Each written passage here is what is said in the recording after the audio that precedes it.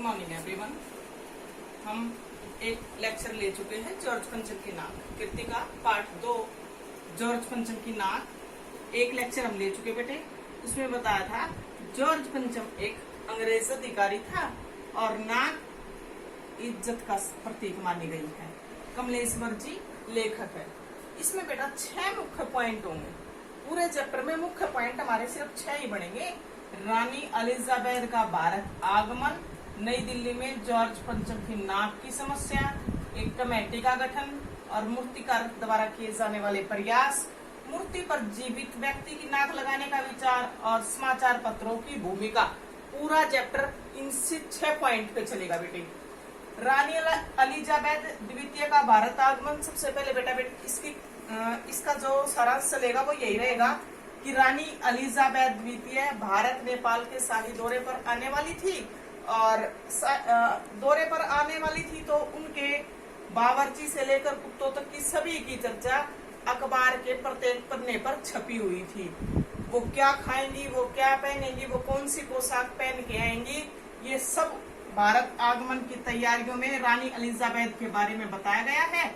और भारत में रानी एलिजाबेथ का आगमन था तो आगमन बेटा नई दिल्ली में होना था और नई दिल्ली हमारी राजधानी में आना था। हमारी राजधानी नई दिल्ली में आना था तो बेटा नई दिल्ली की भी काया पलट होने वाली थी। यानी कि वहां की सड़कों को सजाया गया, फव्वारों को, बाग बगीचों को, लाइट की प्रकाश की व्यवस्था की गई। तो नई दिल्ली की सड़कों का भी काया पलट किया गया। भारत आगमन की तैयारियां की गई रानी एलिजाबेथ की। अब रानी एलिजाबेथ दिल्ली आने वाली हैं तो एक अंग्रेज अधिकारी जॉर्ज पंचम की वहां नाक है, जॉर्ज पंचम की वहां लाट है। लाट बोलते हैं बेटा मूर्ति को। लाट जगह जगह चौराहे पे आपने देखा होगा ना, जैसे शहीद आप देखते हो अंबेडकर चौक, भगत सिंह चौक, ये लाट बनाई गई है उनकी, यानी कि उनकी मूर्तियां बनाई गई हैं। तो नई दिल्ली में ऐसे ही जॉर्ज पंचम की लाट दिखाई गई है और उसके ऊपर बाकी तो सब कुछ ठीक ठाक था। वहां पहरेदार भी तैनात कर दिए गए थे, लेकिन उस लाट पर नाक नहीं थी। जॉर्ज पंचम की लाट पर नाक नहीं थी। पूरे पाठ की मेन समस्या है कि जॉर्ज पंचम की लाट की नाक नहीं है। उनकी नाक लगाने के लिए एक विशेष कमेटी का गठन किया गया। विशेष कमेटी ने एक मूर्तिकार को बुलाया। उन्होंने कहा कि भाई मूर्तिकार ही जॉर्ज पंचम की लाट पर नाक लगा सकता है।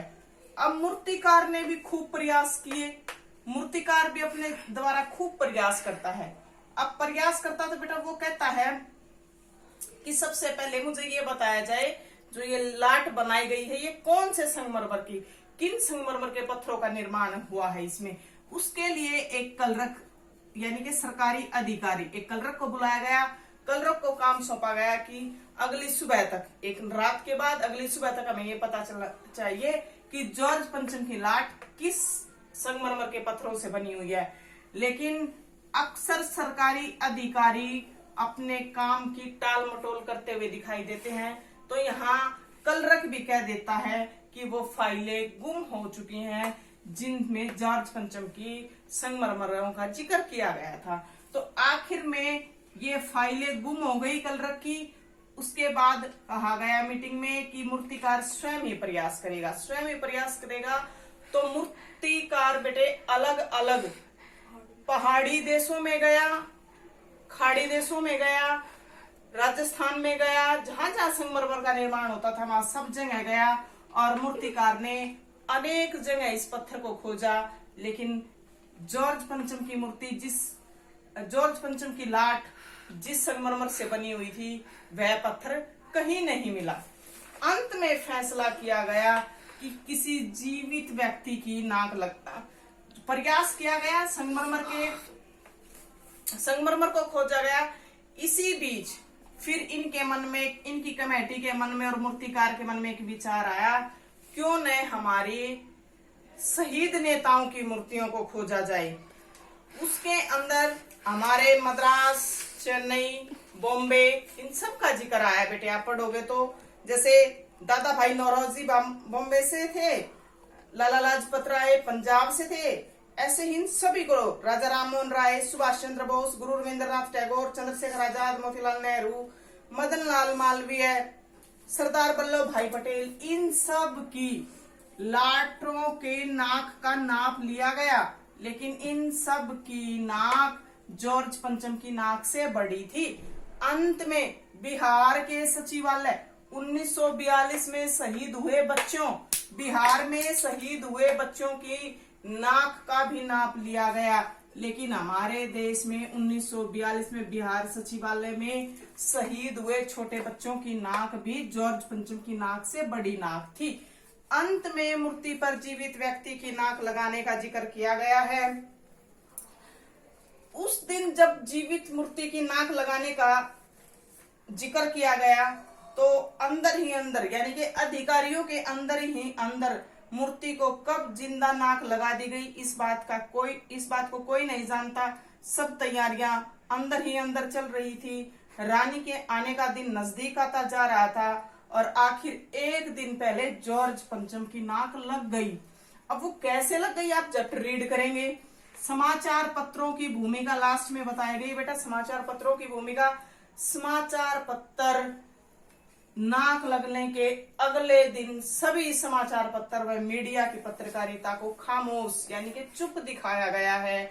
अंत में मीडिया समाचार पत्रों की भूमिका ने अपना रोष प्रदर्शन करने का तरीका था, उन्होंने उस दिन कोई अखबार नहीं छापा और ये कह दिया गया, कोई सार्वजनिक सभा नहीं हुई, कहीं कोई लाल फीता नहीं काटा गया और एलिजाबेथ रानी आई ही नहीं। भारत, उनका आने का विचार ही कैंसिल हो गया और ये सब उनकी तैयारी उनके आने से पहले भारत में हो रहा था।